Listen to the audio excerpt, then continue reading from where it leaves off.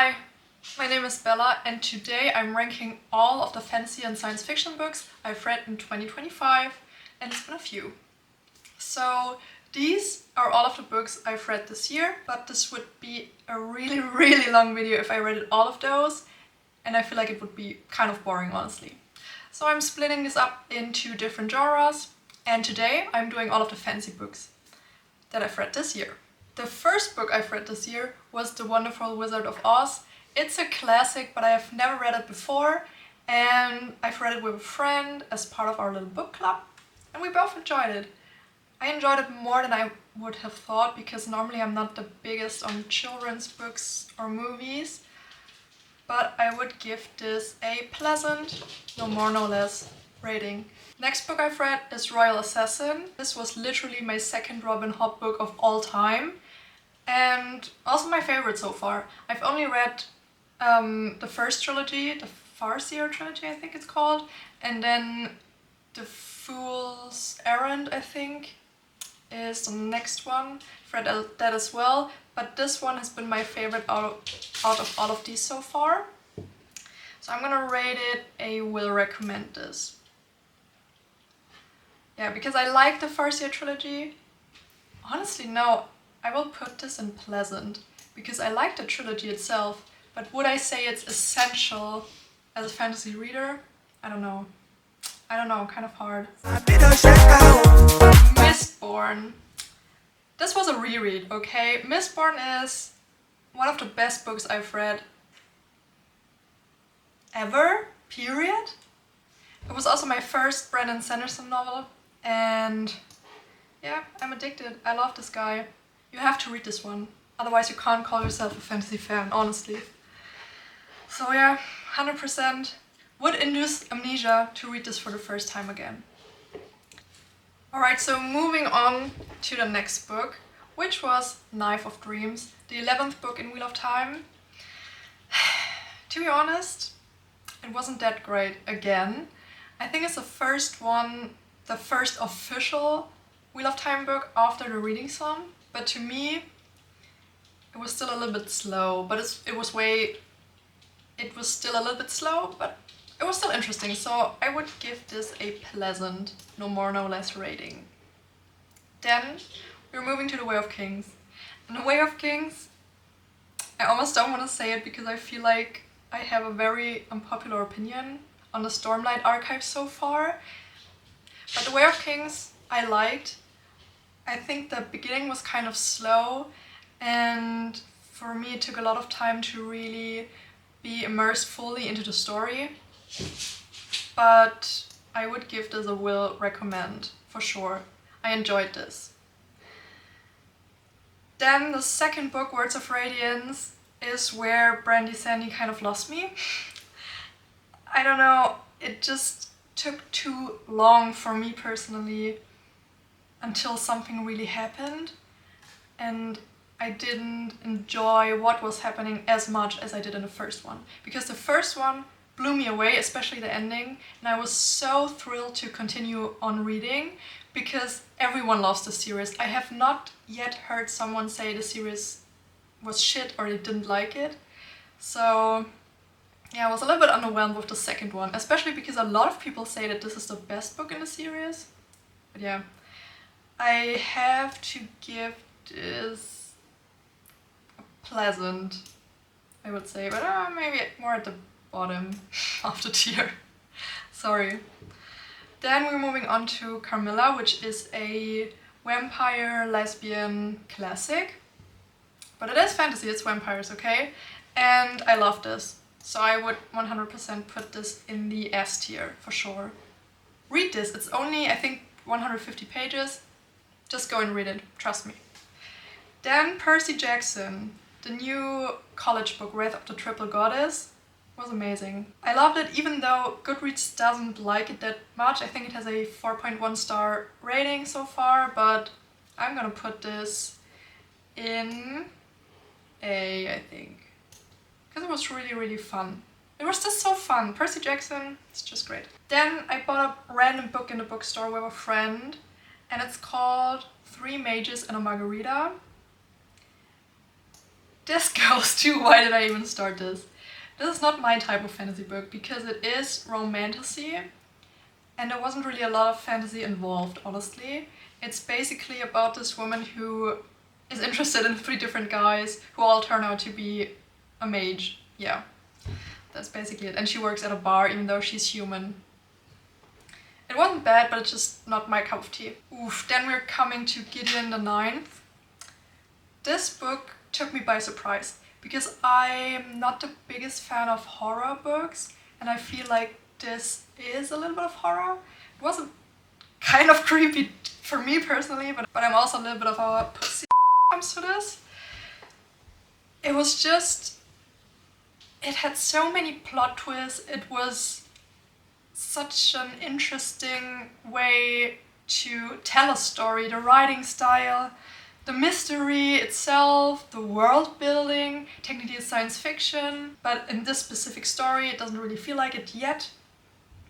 And I have to say I will recommend this. Next on is arguably the most prominent hype book of the year, at least to my understanding, and it's Dungeon Crawler Carl. This book put lit RPG on everyone's radar and it put it in the mainstream, honestly.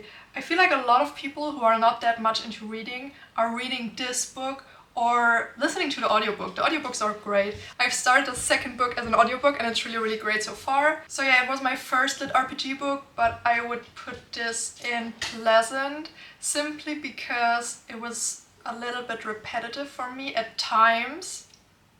But also I would recommend it to some people. So I wish there was a tier in between these two, but yeah, I'm just gonna put it... oh no. Let's just put it there, okay? Let's just put it there. Next up, we have The Gathering Storm, book number 12 in the Wheel of Time series. The first book that Brandon Sanderson wrote. And you know this, okay? You know this. No shade to Robert Jordan, but his writing style wasn't really my cup of tea, especially in the later books. I feel like it wasn't as concise as it should have been in a world as huge as the world of Wheel of Time. And I feel like Brandon Sanderson was this new face or this new idea that the world needed. Actually was really, really good and I would recommend this. I think Wheel of Time is a great series, especially the first 5 books. The later ones, let's not talk about it. It's a weird series to recommend, okay, but it's a classic for a reason. And then we're continuing with a book that is a standalone by Brandon Sanderson, and I loved it. It's so unique, it doesn't feel like a Brandy book. Even after reading 4 or 5 books of him, I personally wouldn't have clocked it as a Brandon Sanderson book. And it's great. It's unique. I love the story. It is similar to Your Name if you've seen the anime, but I love this book. 100% recommend, especially as a starting point in the Cosmere, because you don't really need to know anything beforehand. It's just a delicious bonus if you do. So I'm gonna put this in kind of up here, I'd say. This is a 5-star book, but I don't know if I would put it into the, SS tier. Then we're continuing with Babylonia. Kind of put this here by mistake, honestly, because that's Greek mythology, but we're just rolling with it, okay? The book was really, really good. I love the author. She also wrote Clytemnestra and she published it a few years back and it skyrocketed, okay? And this book is no exception. Her writing style is precise yet poetic and she just knows how to spin those myths into an interesting story. Yeah, so I have to give this a recommend as well. Probably putting it here. Maybe just gonna... yeah, that's perfect. Putting it like this. Next up is the... I can't even talk about this book. Because I feel like I thought about this book so much. It's criminal, okay? It's sick, it's crazy. But I'm talking about Red Rising. Yes, I've been living under a rock because I've only read Red Rising this year, I think in July.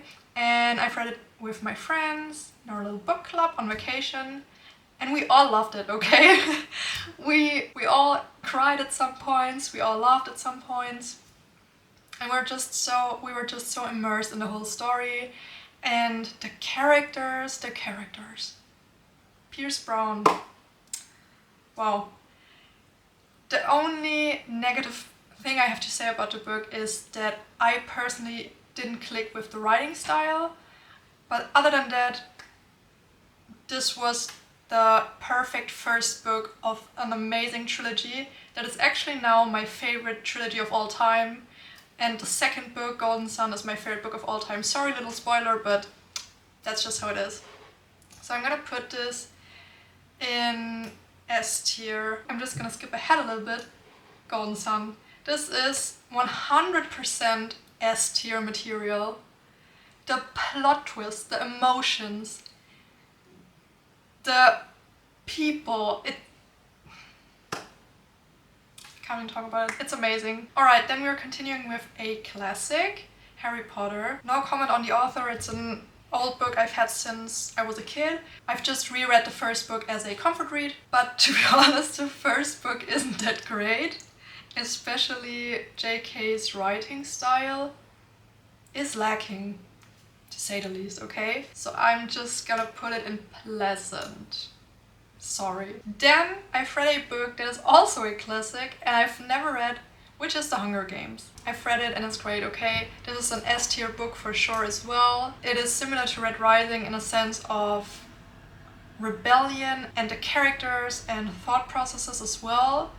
And also the setting in the first books. But it's a classic, okay? It's a classic, I don't really have to say a lot about it, but 100% recommend, it's a great book.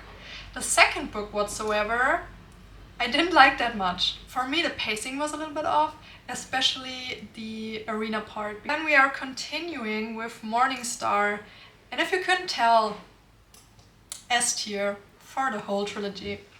Don't really have to elaborate, honestly. Now we are continuing with a book that I wouldn't have read on my own, but it was part of the Broken Binding subscription, and it's Black Sun. I was positively surprised. I wouldn't have picked it up on my own, but I just didn't really click with it necessarily. I would put this one in pleasant as well, but kind of really low. Then comes All Systems Red. This is the first book of the Murderbot series. I've listened to this as an audiobook, to be honest. I really liked the audiobook version, but it felt more like a prologue to a story than a whole book or novella. So it was a little bit short for me, but I'm excited to continue with the other books. So I'm gonna put this in pleasant as well. Then we have two books who are complete and utter bangers. Kings of the Wild, I wanted to read for as long as Patrick read it because I love this guy, I love his taste in books. It was part of the Broken Binding subscription. It looked awesome, probably one of the best books they've done in my opinion. It's such a fun and witty read and it's so engaging and yeah, it's cool. It's a really, really cool and fun book. So I will 100% recommend this. Then we have another book that probably everyone knows because it's one of the highest rated books on Goodreads, and it's The Will of the Many by James Arlington. And I have to put this in S tier because I loved it, my partner loved it, everyone I know who has read this book loved it. I've not yet heard a review that says, it was average, it was okay. I'm so excited to read the second book. I have it here but haven't really started it yet. But I'm so excited because the cliffhanger.